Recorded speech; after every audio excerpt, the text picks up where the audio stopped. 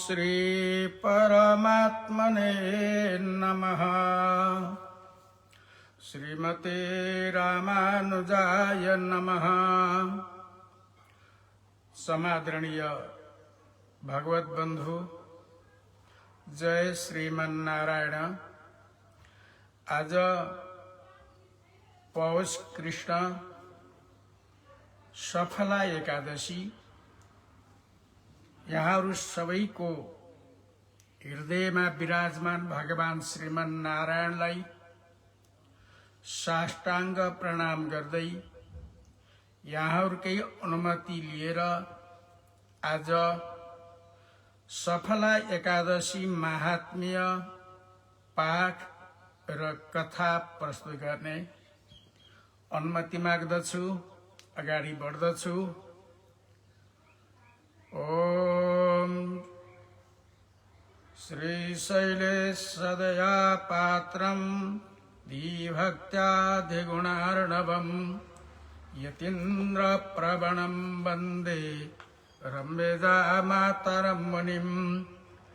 लक्ष्मीनाथसमारम्भां नाथयामुनमध्यमाम् अस्मदाचार्यपर्यन्तां वन्दे गुरुपरम्पराम्। यो नित्यमच्युतपदाम्बुजयोक्मरोक्मा व्यामोहतस्तदितराणि तृणाय मेने। अस्मद्गुरोर्भगवतोऽस्य दयैकसिन्धो रामानुजस्य चरणौ शरणं प्रपद्ये।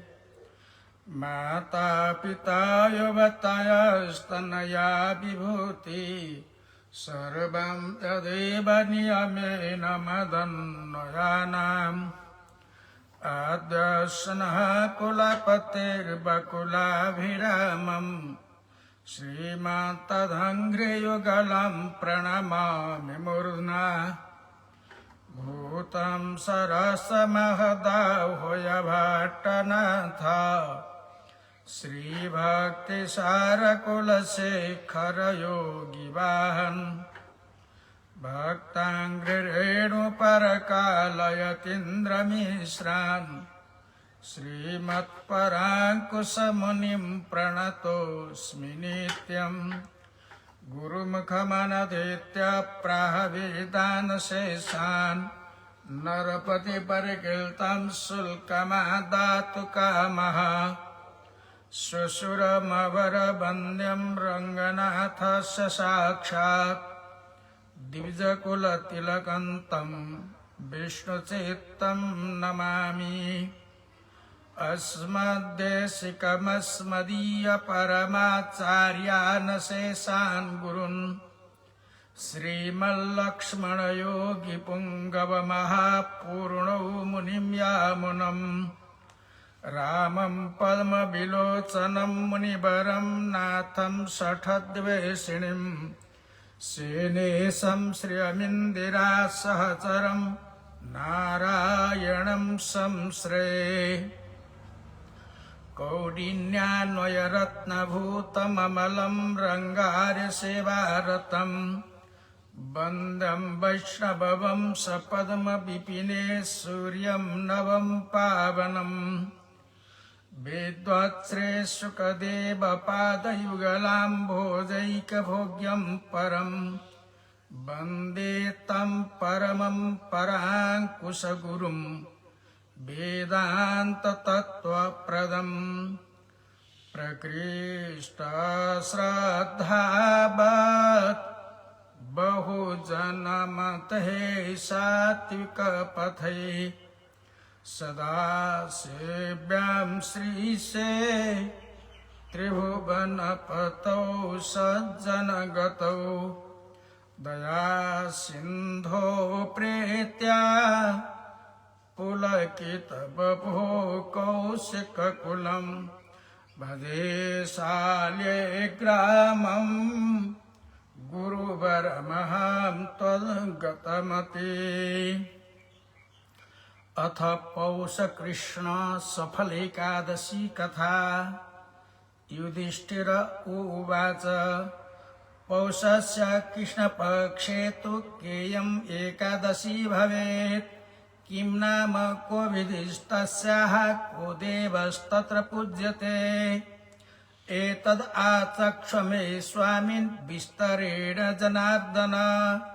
श्रीकृष्ण उवाच कथयिष्यामि राजेन्द्र भवतः स्नेहकारणात् तथा तुष्टिर्न मे राजन् क्रतुभिः साप्तदक्षिणैः यथा तुष्टिर्भवेन्मह्यम् एकादश्या व्रतेन वै। तस्मात् सर्वप्रयत्नेन कर्तव्यो हरिवासरः। पौषस्य कृष्णपक्षे तु द्वादशीया भवेन्नृप। तस्यास्यैव च माहात्म्यं शृणुष्वैकाग्रमानसः। गदिताया स वै राजन्नेकादशो भवन्ति। तासामपि सर्वासां विकल्पं नैव कारयेत्। एकादशस्तथाप्यस्याः शृणु राजन् कथान्तरम्। अतः परं प्रवक्ष्यामि पौषस्यैकादशीं तव। लोकानां च हितार्थाय कथयिष्ये विधिं तव। पौषस्य कृष्णपक्षे या सफला नामतः नारायणोऽधिदेवस्याः पूजयेत्तं प्रयत्नतः।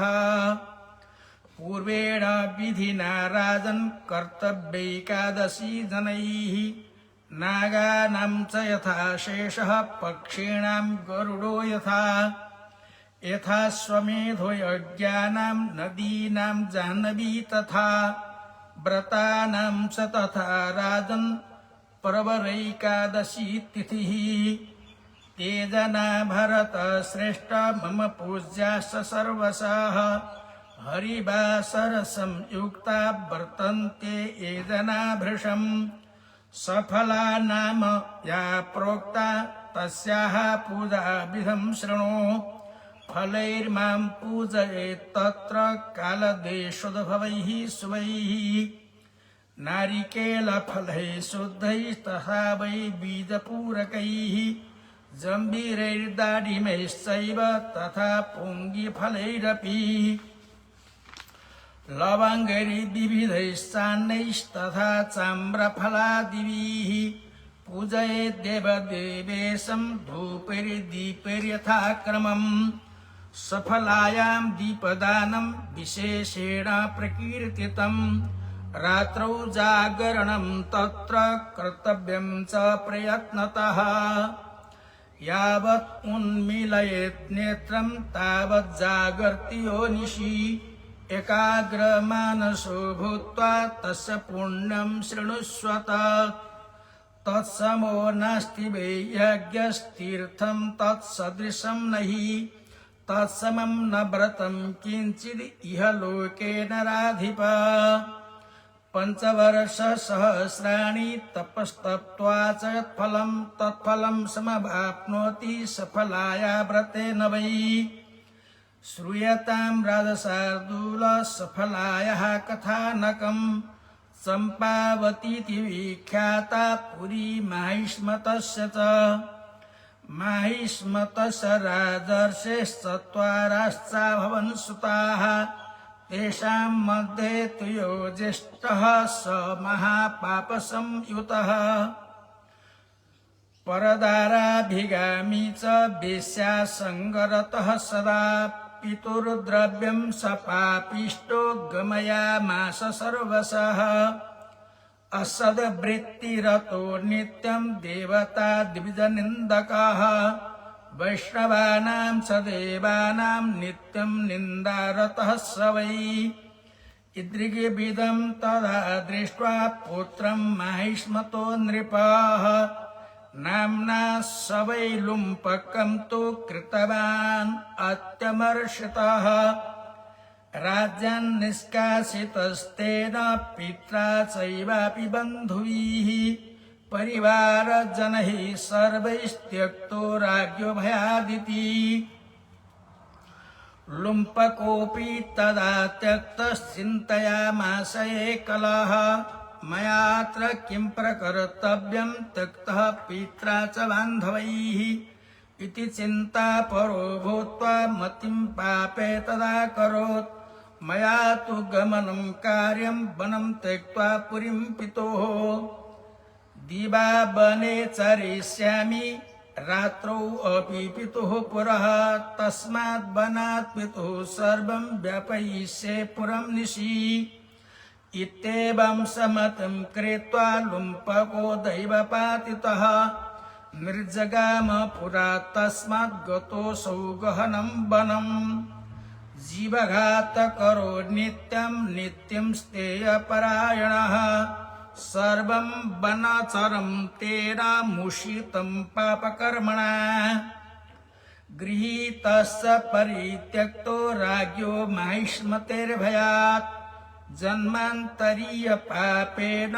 राज्यभ्रष्टः स पापकृत् आमिषाभिरतो नित्यं नित्यं वै फलभक्षकः आश्रमस्तस्य दुष्टस्य वासुदेवस्य सम्मतः अश्वत्थो वर्तते तत्र जीर्णो बहुलवार्षिकः देवत्वं तस्य वृक्षस्य वर्तते तद्वने महत् तत्रैव निवसंस्थासौ लुम्पकः पापबुद्धिमान् एवं कालक्रमेणैव वसतस्तस्य पापिनः दुष्कर्म निरतस्यास्य कुर्वतः कर्म निन्दितं पौषस्य कृष्णपक्षे तु सम्प्राप्तं सफलादिनं दशमी दिवसे राजन् निशायां शीतपीडितः लुम्पको वस्त्रहीनोऽसौ निश्चेष्टो ह्यभवत्तदा पीड्यमानस्तु शीतेन अश्वत्थस्य समीपतः न निद्रा न सुखं तस्य गतप्राण इवाभवत् पीडयन् दशनैर्दन्तान् एवं च गमिता निशा भानुदयेऽपि तस्याथ न संज्ञा समजायत लुम्पको गतसंज्ञस्तु सफला दिवसे तदा मध्याह्न समये प्राप्ते संज्ञां लेभे स लुम्पकः प्राप्त संज्ञो मुहूर्तेन त्वोत्थितोऽसौ तदास्नात् प्रस्खलं स पदन्यासे पङ्गुवच्चालितो मुहुः वनमध्ये गतस्तत्र क्षुत्रिषा पीडितो भवत् न शक्तिर्जीवघातस्य लुम्पकस्य दुरात्मनः फलानि भूमौ पतिता न्यजहार स लुम्पकः यावत् स चागतस्तत्र तावद् अस्तम् अगाद्रविः किं भविष्यति तातेति विललापाति दुःखितः फलानि तानि सर्वाणि वृक्षमूले न्यवेदयेत् प्रत्युवाच फलैरेभिः प्रीयतां भगवान् हरिः उपाविष्टो लुम्पकस्य निद्रां लेभे न वै निशि तेन जागरणं जातं भगवान् मधुसूदनः फलानां पूजनं मेने सफलायास्तथ व्रतम् कृतमेवं लुम्पकेन यकस्मात् व्रतमुत्तमं तेन व्रतप्रभावेण प्राप्तं राज्यमकण्टकम् पुण्यां कुरु दयाद् राजन् यथा प्राप्तं तथा शृणु रवेरुदयवेलायां दिव्यो स्वश्चागमा चाजगामः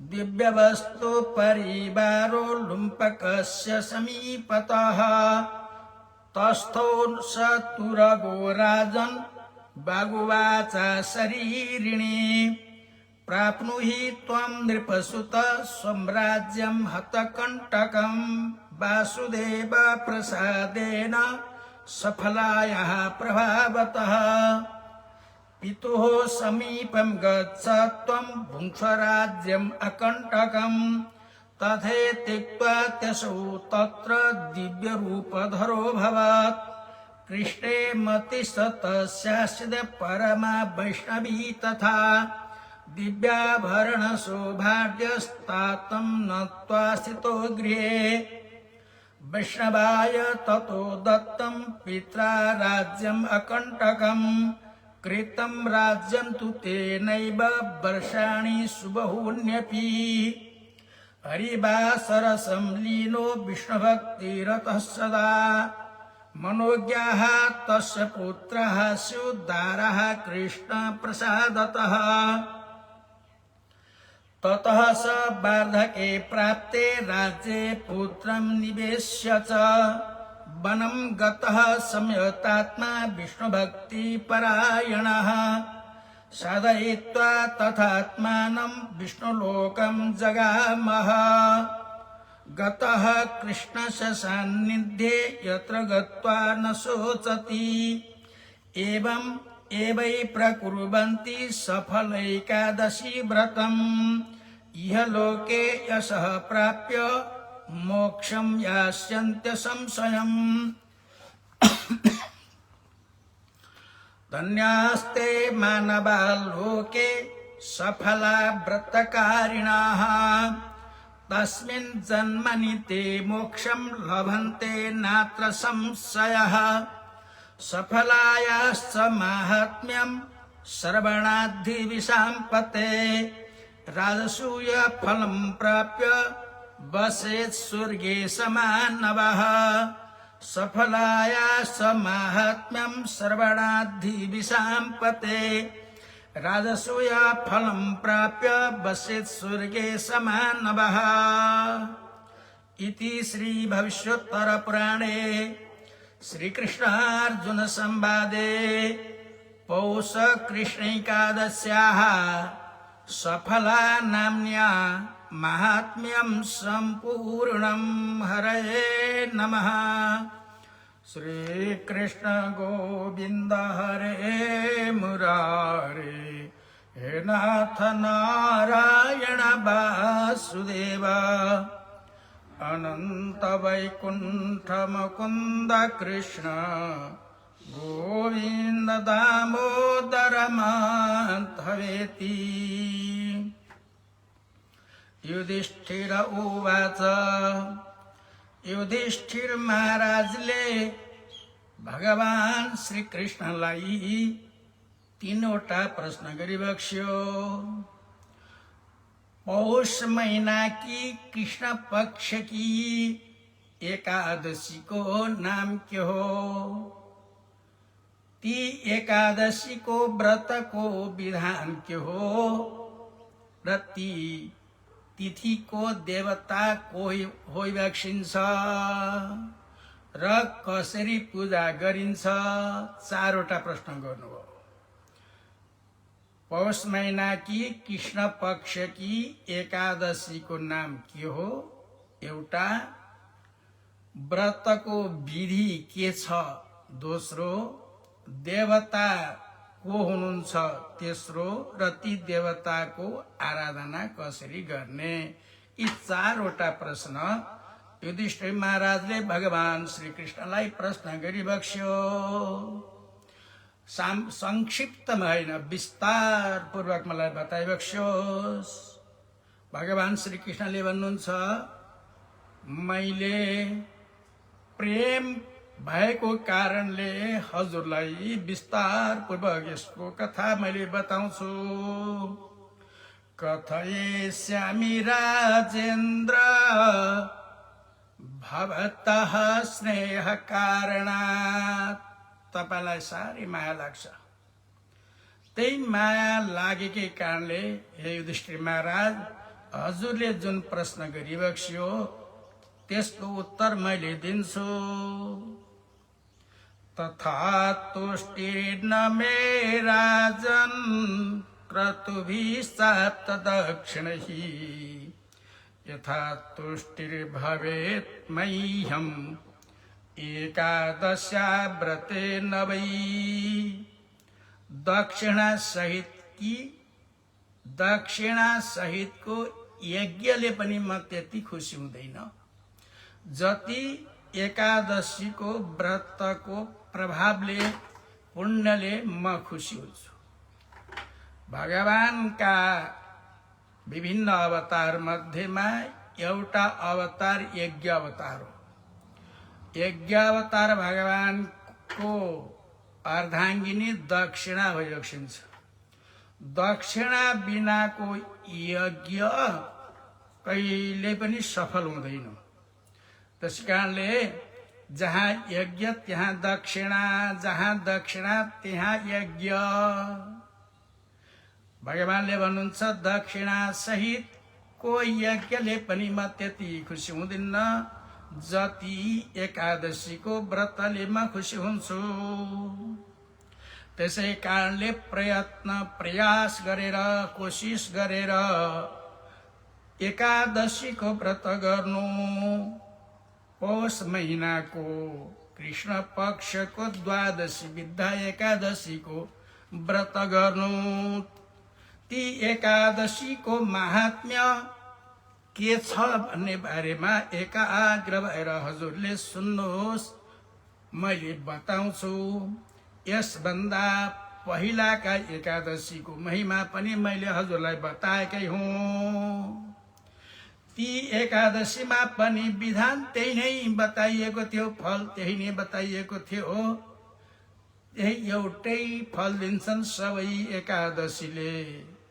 तपाईले यो महात्मा सुनेर ती एकादशी भन्दा त यिनी एकादशी ठुली रहेछन्, मैले यिनै व्रत गर्दछु तिनी छाड्दिन्छु भन्ने यस्तो विकल्प नगर्नुहोला। तासाम अपि सर्वासाम विकल्पम नैव कारयेत्। सबै एकादशीको फल एउटै हो, भगवान श्रीहरिको प्रसन्नता। भगवानको प्रसन्नता नै जीवात्माको मुक्तिको कारण हो। तथापि प्रत्येक एकादशीका कथाहरू महात्मा भिन्न भिन्नै छन्। यी एकादशीको कथान्तर मैले हजुरलाई ल्याएर सुनाउँछु। किन लोकानां च हितार्थाय कथयिष्ये विधिं तव। हजुरको कल्याणको लागि र सम्पूर्ण प्राणीहरूको कल्याणको लागि हजुरले सोधेको कथाको महात्म्य, एकादशीको महात्म्य मैले बताउँछु। पौष महिनाको कृष्ण पक्षकी एकादशीको नाम हो सफला।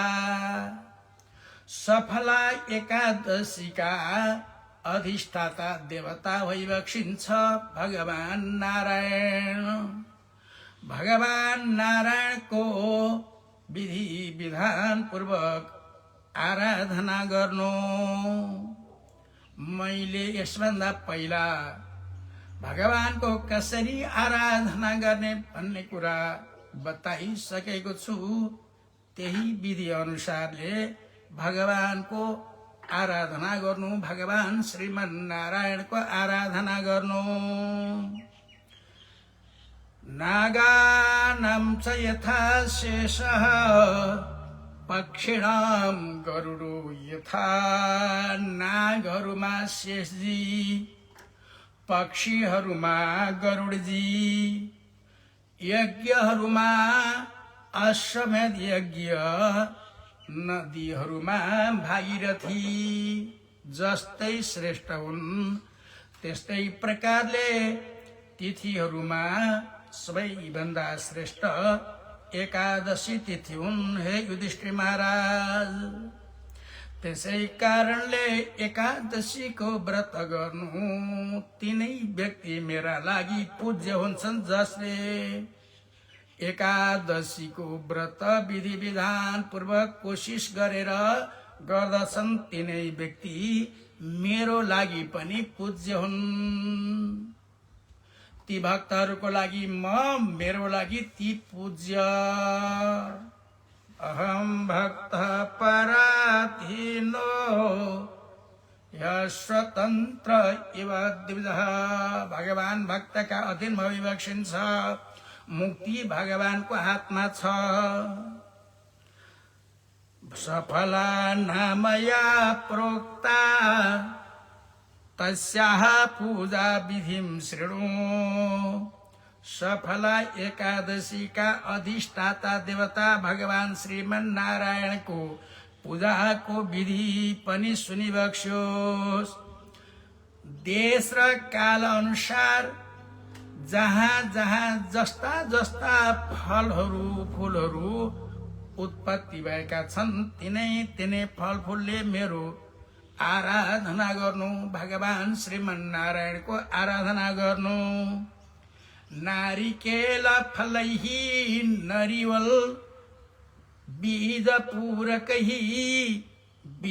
पूरकैहि मौसमी जम्बीरैहि ज्यामिरो दाडिमैहि अनार पुगी फलैहि सुपारी लवङ्गैहि ल्वाङ र आम्रफलादिभिः आम आदि गरिएका फलहरूले भगवानलाई यथाक्रमं धूप दीपैः यथाक्रमं धूप दीप नैवेद्य भगवानको आराधनाको क्रम यही हो। पहिला धूप गर्ने ब्राह्मणस्य मुखमा शिवाहुराजन्यः, त्यसपछि दीप गर्ने चन्द्रमा मनसो जातचक्षुः, त्यसपछि नैवेद्यं नाभ्या आसीदन्तरिक्षगुं तोदीयं वस्तु गोविन्द तुभ्यमेव समर्पितम्। यथाक्रम भनेको यही हो। यही क्रमले भगवानको आराधना गर्नु। सफला एकादशीको लागि त विशेष दीपदानम, दीपदान नै विशेष बताइएको छ। भगवानको सन्निधिमा समादरणीय भगवत बन्धु, आफूलाई हामीले भगवानको पुजारी बनाउनु पर्छ। आफ्नो घरलाई भगवानको मन्दिर बनाउनु पर्छ। मन्दिर कहाँ होला भनेर नभएको ठाउँमा कहाँ धाइरहने, आफै घरलाई मन्दिर बनाउने हो। मन्दिर कसरी बन्छ भन्दा नखाने चिज नखाने, दुर्गन्धित वस्तु नखाने, अर्कालाई मारेर नखाने, कसैको शोषण गरेर सम्पत्ति सँगाल्ने काम नगर्ने, कसैको निन्दा नगर्ने, पवित्र बनाउने, भगवान पञ्चायनको स्थापना गर्ने, कसैलाई गणेशको इष्टदेव गणेश हुनुहोला, कसैको देवी, कसैको नारायण, कसैको शिव, कसैको सूर्य, जसको जुन जुन देवता इष्टदेव हुनुहुन्छ उहाँको स्थापना गर्ने। मन्दिरमा जाँदाखेरि जुत्ता र छालाको पेटी छ भने पेटी पनि फुकालेर मन्दिरभित्र त प्रवेश गरिन्छ भने भगवानको मन्दिर जहाँ भगवानको स्थापना हुन्छ त्यसैलाई मन्दिर भनिन्छ। भित्र भगवान स्थापना गरेपछि त्यो आफ्नो घर पनि मन्दिरै भयो। त्यसै कारणले मन्दिरभित्र पनि आफू प्रवेश गर्दाखेरि पवित्र भएर बस्नु पर्यो। नराम्रो वस्तु कपडा नलगाउने, नराम्रो नखाने, नराम्रो नबोल्ने। अनि ती पञ्चायनकै अगाडि, ती भगवानको अगाडि 24 घण्टा बत्ती बाल्ने, तेलको बत्ती बाल्ने, घिउको बत्ती बाल्ने, नसके तोरीको तेलको बत्ती बाल्ने। सफलायां दीपदानं विशेषेण प्रकृतितं रात्रौ जागरणं तत्र कर्तव्यं च प्रयत्नतः। सकेसम्म रात्रि नसुत्नु, जागा बस्नु। जागा बस्दाखेरि एकाग्र भएर आँखा नचिम्लिकन, अर्थात् जबसम्म उघिँदैन, निद्राले सताउँदैन, आँखा हेरिरहन्छ, तबसम्म एकाग्र भएर भगवानको नाम संकीर्तन गर्नु, भगवानका दिव्य लीलाहरूको चिन्तन गर्नु। सकेसम्म नसुत्नु। त्यसको फल के त? ल सुन्नुहोस्। तत्समो नास्ति वै यज्ञः तीर्थम तत्सदृशं नहि तत्समं न व्रतं किंचित् इह लोके नराधिप। त्यो समान यज्ञ पनि छैन, तीर्थ पनि छैन, यस संसारका अन्य कुनै पनि व्रतहरू छैन।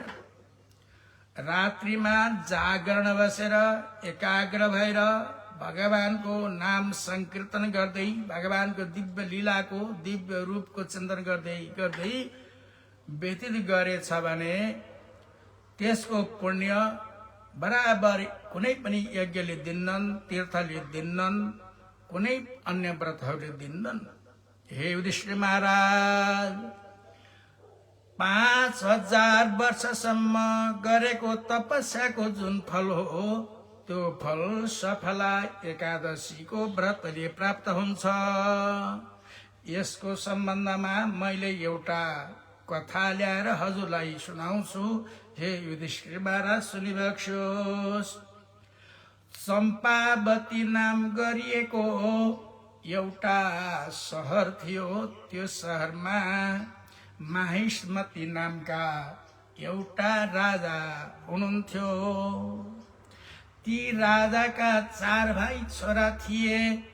4 भाइ छोरा मध्येमा जेठा परदाराभिगामी च वेश्यासङ्गरतः सदा। परस्त्रीगामी वेश्याको सङ्गत गर्ने यस्ता भए। मातृबल परदारेषु परद्रव्येषु लोष्टवत् आत्मवत् सर्वभूतेषु यः पश्यति स पण्डितः। अर्काकी स्त्रीलाई आमा सम्झने, सम्बोधन गर्दाखेरिमा पनि आमाजी भन्ने। श्री वैष्णव सम्प्रदायमा सबै भगवानका दीक्षित भएका नारीहरूलाई आफ्नी बाहेक अन्य सबैलाई आमाजी भनेर सम्बोधन गरिन्छ। सबैलाई आमा सम्झने, आमा नै भनेर सम्बोधन गर्ने, माता बुद्धि गर्ने, अर्काको सम्पत्तिलाई लोष्टव फलाम बराबर सम्झने र अर्काले आफूलाई केही बोल्दा केही दुःख दिँदा जस्तो पीडा हुन्छ त्यस्तै अर्कालाई पनि हुन्छ भनेर जसले सम्झन्छ त्यही व्यक्तिलाई हाम्रा वैदिक ग्रन्थहरूले पण्डित भनेको छ। यो पण्डित शब्द तद्धितान्त शब्द हो। पण्डा नाम हो, इत प्रत्यय हो। नाममा प्रत्यय, नामिक शब्दमा प्रत्यय लागेर बनेका शब्दलाई तद्धितान्त भन्छन्। धातुमा लागेर बन्ने शब्दलाई कृदन्त भन्छन्। पण्डा नाम हो, नाममा प्रत्यय लागेर बनेको हुनाले यो तद्धितान्त हो। र पण्डाको अर्थ हुन्छ सत्य असत्य, कर्तव्य अकर्तव्य, श्रेय प्रेय, राम्रो नराम्रो छुट्याउने विवेक ज्ञानको नाम हो पण्डा। त्यस्तो जसमा हुन्छ त्यसलाई पण्डित भन्छन्। पण्डितहरू कस्ता हुन्छन् भन्दा मातृवद परदारेषु परद्रव्येषु लोष्टवत् आत्मवत् सर्वभूतेषु यः पश्यति स पण्डितः। परस्त्रीलाई माता समान, परधनलाई लोहा समान, अर्काको पीडालाई अर्काको दुःखलाई पनि आफ्नै दुःख समान जसले देख्छ त्यही पण्डित हो। पण्डितहरू त्यस्ता समदर्शी हुन्छन्। कहिले पनि परस्त्रीमा आसक्त नहुनु, नलाग्नु। यस्ता धर्मात्मा राजा माहिष्मती नामका राजाका जेठा छोरा परस्त्रीगामी भए, वेश्यामा संलग्न भए। वेश्याको संगत गरी परस्त्रीको आसक्ति हुने व्यक्तिको सम्पत्ति सारा, आयु, नाम, यश, कीर्ति सबै नाश भएर जान्छ। कुनै उपाय थिएन यिनको त। पिताकै सम्पत्तिमा अडिएका थिए, पिताको सम्पत्ति पनि सिद्ध्याइदिए।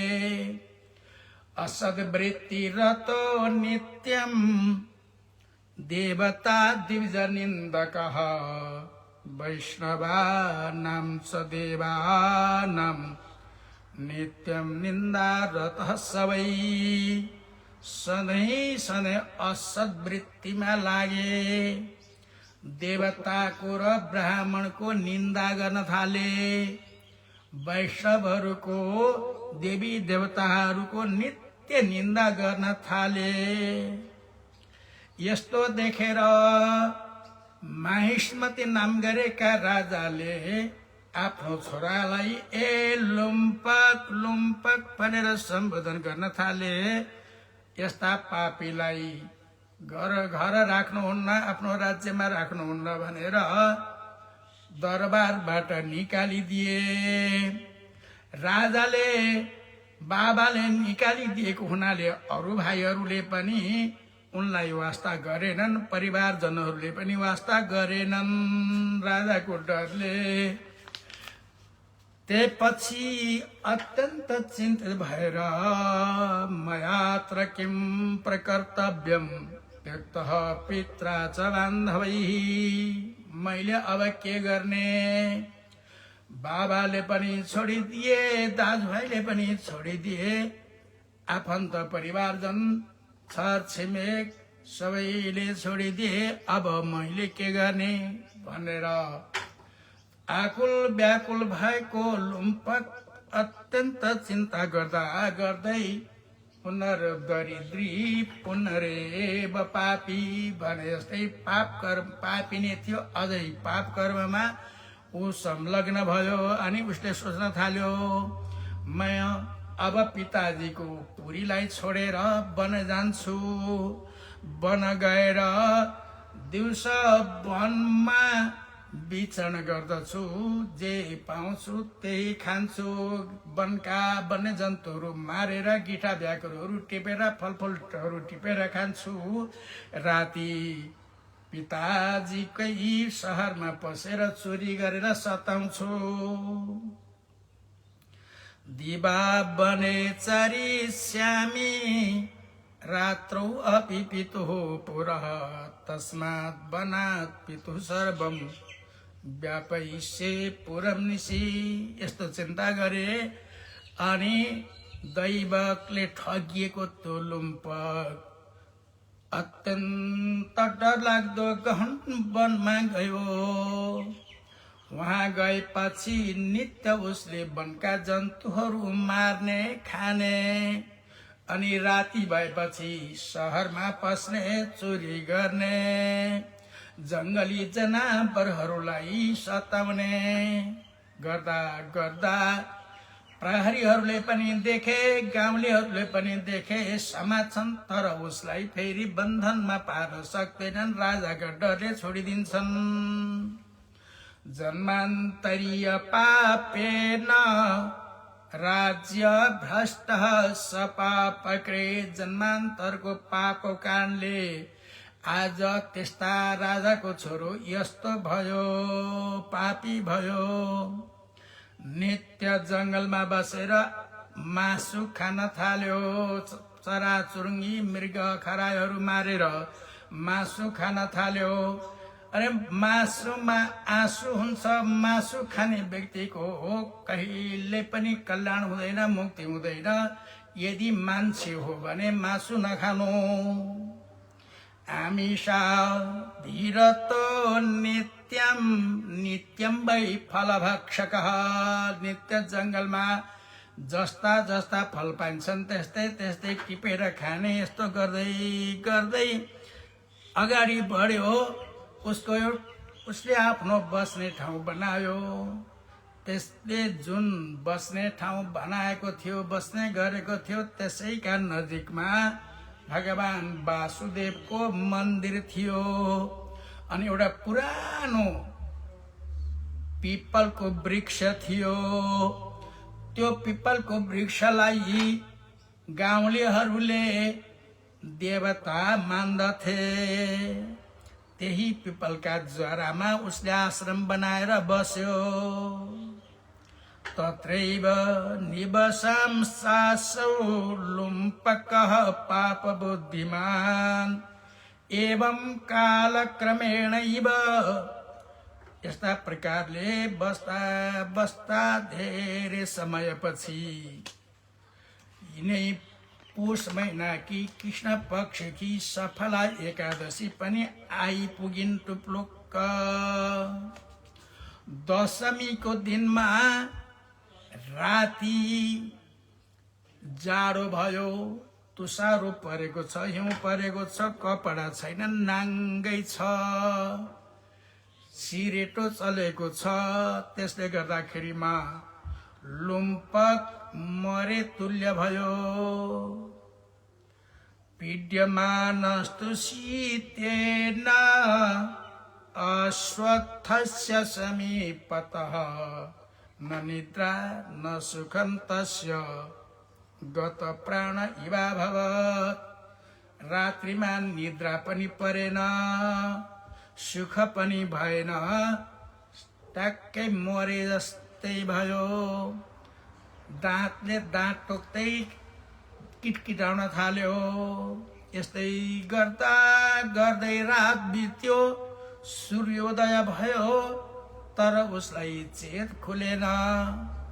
एकादशीको दिनमा, सफला एकादशीको मध्याह्नमा यसो सूर्योदय भएपछि अलिकति होस खुल्यो अनि जुरुक्क उठ्यो। आसनबाट लर्खराउँदै धङ धङ धङ धङ गर्दै गर्दै लङ्गडो जस्तै घरि पल्टने घरि उठ्ने गर्दै गर्दै अगाडि बढ्यो। जङ्गलमा गयो। उसलाई भोक लागेको छ, तिर्खा लागेको छ, ठन्डी भएको छ। त्यसले गर्दाखेरिमा शक्तिविहीन भयो। शक्तिविहीन भएको कारणले जीव हत्या गर्न पनि सकेन। रुखमा माथि माथि भएका फलहरू टिपेर खान पनि सकेन। भैमा धरेका जति फलहरू थिए ती फलहरूलाई फेला पारेर उसले समातेर लिएर आयो। फलानि भूमौ पतितानि आजहार सलुम्पकः यावत् सचागतस्तत्र तावत् अस्तम अगाद्रभिः। टिपेर फल लिएर आफू बस्ने ठाउँ पिपलको जरोमा आउँदा नआउँदै सूर्य पनि अस्ताचलमा पुगे अनि रुन थाल्यो। किं भविष्यति तातेति विललापति दुःखित। अत्यन्त दुःखी भयो, रुन थाले। बा मैले के गरौँ, कहाँ जाउँ भन्न थाल्यो।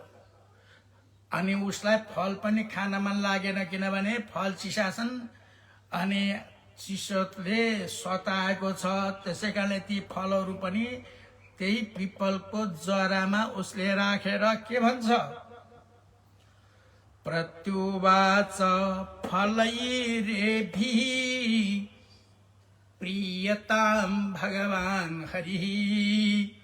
यिनी फलहरूबाट भगवान् हरि प्रसन्न भइबक्स्योस् भनेर ती फलहरू पनि त्यही रुखको जरामा राख्यो। बस्यो। रातभर निद्रा परेन, खान पनि मन लागेन, निद्रा पनि परेन, आकुल व्याकुल भयो। यस्ता हुँदा हुँदै रात बित्यो। द्वादशी तिथि लायो। त्यही भगवान् मधुसूदनले कृपा गरेर, यसैलाई भनिन्छ भगवानको निर्हेतु कृपा, बिना हेतुको कृपा। अब यसको एकादशीको जागा पनि भयो, व्रत पनि भयो, किनभने केही पनि खाएको छैन। राम्रो सफला व्रत पनि भयो, यज्ञ पनि भयो, फल ल्याएर चढाएर यिनी फलहरूबाट भगवान् खुसी हुनुहोस्, भगवान् हरि प्रसन्न हुनुहोस् भन्यो। त्यो पनि मेरो पूजा भयो भनेर भगवान्ले प्रसन्न हुनुभयो र निष्कण्टक राज्य प्रदान गरिबक्स्यो। कसरी दिनुभयो तनी निष्कण्टक राज्य कसरी पायो भन्ने बारेमा हे राजन सुन्नुहोस्। पुण्यको उदय भयो, पुण्यको टुसो पलायो। त्यही पुण्यको प्रभावले सूर्योदय हुने बेलामा, बिहानै सूर्योदय हुने बेलामा लुम्पकको नजिकै राम्रा राम्रा दिव्य वस्तुहरूद्वारा घेरिएको एउटा घोडा टुप्लुक्क आएर उभियो अनि आकाशवाणी भयो, हे राजाका छोरा, तपाईलाई निष्कण्टक राज्य प्राप्त होस्। तपाई अब पिताजीको समीपमा जानुहोस्। तपाईले सफला एकादशीको व्रत गर्नुभयो, भगवान नारायणको आराधना गर्नुभयो विधि विधान पूर्वकले। त्यसै कारणले भगवान वासुदेवको कृपाले तपाई पिताजीको सन्निधिमा जानुहोस् र निष्कण्टक राज्य प्राप्त गर्नुहोस् भनेपछि आकाशवाणीले यस्तो भनेपछि हुन्छ भनेर लुम्पकले भने भन्दासाथ दिव्य रूप धारण गरे। उनको रूप दिव्य भयो। भगवान श्री कृष्णमा उनको मति लाग्यो। कृष्ण त्वदीय पद पंकज पंजरन्ते अद्दैव मे विशतु मानस राजहंसा। प्राण प्रयाण समये कफवात पित्तैः कण्ठावरोधन विधौ स्मरणं कुतस्ते। भक्ति परायण भयो, वैष्णवी मति भयो। त्यसपछि दिव्य अलङ्कारले युक्त भएर ऊ आफ्नो पिताजीको घरमा गए। पिताजीको चरणमा साष्टाङ्ग प्रणाम गरे। त्यसपछि पिताजी पनि खुसी हुनुभयो। माहिष्मती नामका राजा खुसी भएर वैष्णव भगवानका परम भक्त भएर आएका ती पुत्रलाई निष्कण्टक राज्य दिनुभयो र आफू जंगलतर्फ जानुभयो। धेरै वर्षसम्म लुम्पकले राज्य गरे। भगवान विष्णु परायण भएर भगवानको कृपाले अत्यन्त मनोहर सुन्दर पत्नी पनि प्राप्त गरे, छोराहरू प्राप्त गरे। वार्धक्य अवस्था आयो। पुत्रलाई राज्य समर्पण गरेर आफू जंगलमा गए। जंगलमा गएर भगवान विष्णुको भक्ति गरेर, भगवानको आराधना गरेर, तपस्या गरेर संयमित भएर अन्तमा विष्णु लोकमा गए। गतः कृष्णस्य सान्निध्ये यत्र गत्वा न शोचति। भगवान श्री कृष्णको सन्निधिमा गए, जहाँ गएपछि शोक भन्ने कुरै रहँदैन, आनन्द आउँछ। यसको अर्थ हो मुक्ति। मुक्ति 5 प्रकारका हुन्छन्। एउटा सालोक्य, एउटा सारूप्य, एउटा साष्टी, एउटा सायुज्य।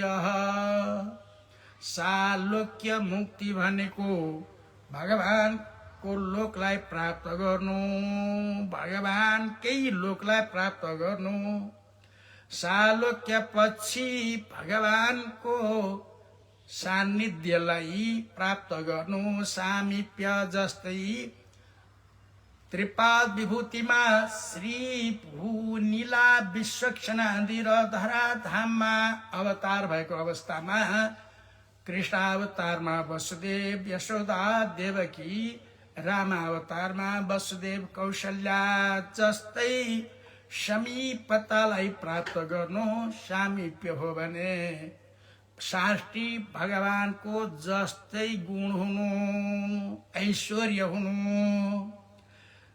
त्यसपछि सायुज्य भगवदाकार हुनु, जस्तै पानी र दूध एकै ठाउँमा मिसाइएको छ भने पानी र दूध भिन्न भिन्न भए पनि ती पृथक भइकिन पनि अपृथक हुन्छन्। त्यस्तै प्रकारले भगवानमा लीन हुनु, भगवतमय बन्नु सायुज्य। यस्ता प्रकारका मुक्ति मध्येको एउटा मुक्तिलाई सान्निध्य सामिप्य मुक्ति प्राप्त गरे भनेर भगवान श्री कृष्णले युधिष्ठिर महाराजलाई लुम्पकको कथा बताइबक्स्यो। भगवानका भक्तहरूले भगवानसँग मुक्ति पनि माग्दैनन्, मुक्ति दिने काम भगवानको हो। भगवानका भक्तले कैङ्कर्य लक्षण विलक्षण मोक्ष भाजो, भगवानको कैङ्कर्य नित्य कैङ्कर्यको प्रार्थना गर्दछन्। भगवान र जीव एकै भइदिएपछि अनि कतिखेर भगवानको सेवा गर्न पाइन्छ र? प्रेममा अद्वैत पनि हुन्छ, द्वैत पनि हुन्छ। अद्वैतले सेवा गर्न सक्दैन, द्वैत नभइकन कसको सेवा गर्ने? स्वामी र सेवक भएपछि सेवा हुन्छ। भगवानको प्रसन्नता तत्सुखे सुखित्वम प्रेम लक्षणम, उसैको सुखमा सुखी हुनु, दुखमा दुखी हुनु, यही नै हो प्रेम। भगवानका भक्तहरूले मुक्ति पनि चाहन्नन्, केवल भगवानको कैङ्कर्य चाहन्छन् भनेर बताइएको छ। यिनले सान्निध्य प्राप्त गरे। यसरी झुकिएर नजानी व्रत गरेर त उनी निष्कण्टक राज्य प्राप्त गरे, राम्रा सन्तान प्राप्त गरे, अन्तमा वैकुण्ठ गए भने हे युधिष्ठिर महाराज, जसले जानी एकादशीको विधि विधान पूर्वक व्रत गर्छ भने त्यसको बारेमा शङ्कै छैन, मोक्ष पनि प्राप्त गर्छ, भुक्ति मुक्ति दुईटै प्राप्त गर्छ। सफला एकादशीका व्रत गर्ने व्यक्तिहरू ती धन्य छन्। यही जन्ममा तिनीहरूको मोक्ष हुन्छ, तिनीहरूलाई नरक जानु पर्दैन, दुःख पर्दैन, शङ्कै छैन। यी व्रत एकादशीको व्रत गर्न सकिएन छ भने पनि, महात्म्य मात्र श्रवण गरेछ भने पनि राजसूय यज्ञ गरेको फल प्राप्त गर्दछ र अन्त्यमा त्यो स्वर्ग जान्छ त्यो मनुष्य।